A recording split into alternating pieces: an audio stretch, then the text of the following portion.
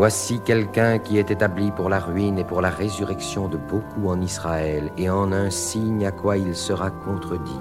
Et ton âme, un glaive la transpercera afin que soient révélées de beaucoup de cœurs les cogitations.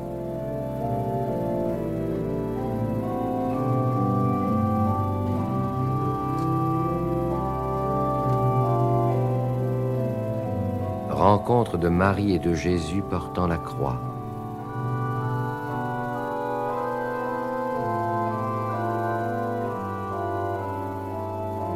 L'épée annoncée par Siméon est devenue dans le cœur de Marie cette épine de plus en plus acérée et douloureuse.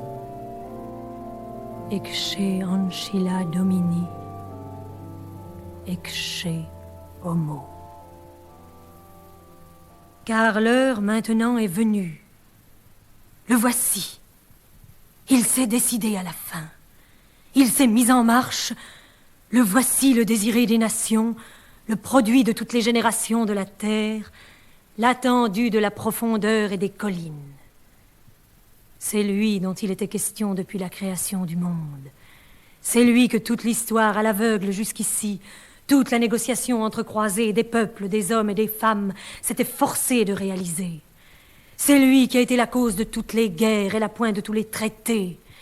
C'est lui dont le nom, comme un souffle sans syllabes, a retenti jusqu'au fond de l'âme de Ruth et de Bethsabée. C'est lui qui était l'héritage d'Adam et l'espérance de Job et la promesse d'Abraham. C'est lui, sous le cœur de la femme, qui était l'homme. Et c'est lui qui a empêché la mort d'en venir à bout. C'est lui qui était la matière de toutes les discussions, la clé de tous les problèmes, le centre de tous les remous, le prix de tous les échanges. C'est lui que toutes les nations n'ont jamais cessé de vendre et de se repasser l'une à l'autre pour 30 deniers. Et maintenant, il est là. Cette paroi, il en est venu à bout. Dieu lui-même, c'est lui, le voici en chair et en os. Dans quel état et à quel prix est-il venu à bout de ce triple rempart autour de nous fait de murailles, de cactus et d'orties empoisonnées? Tes cheveux, dit la Sulamite, sont tout mouillés des pleurs de la nuit. De cette nuit qui s'est refusée à le connaître, et à qui, à défaut d'un regard, il n'a emprunté que ses larmes. Il n'y a pas un caillou de la route, pas une épine de la haie, à qui il n'ait laissé une goutte de son sang et un lambeau de sa chair. Marie reçoit tout cela en elle d'un seul coup, en plein cœur, en pleine intelligence.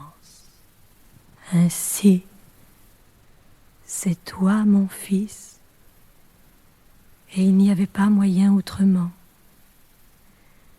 Cette chose chancelante, énorme, déchirée, cet être sans nom, tout branlant sous cette charpente monstrueuse, cette tour vivante sous son échafaudage, c'est toi, mon fils, triomphant, massacré, déchiré, attaqué, massacré et déchiré par tous les bouts, rejetant le sang, la lumière et la divinité par tous les pores. C'est toi, mon fils, c'est vous, mon Dieu, mon Créateur et mon Rédempteur.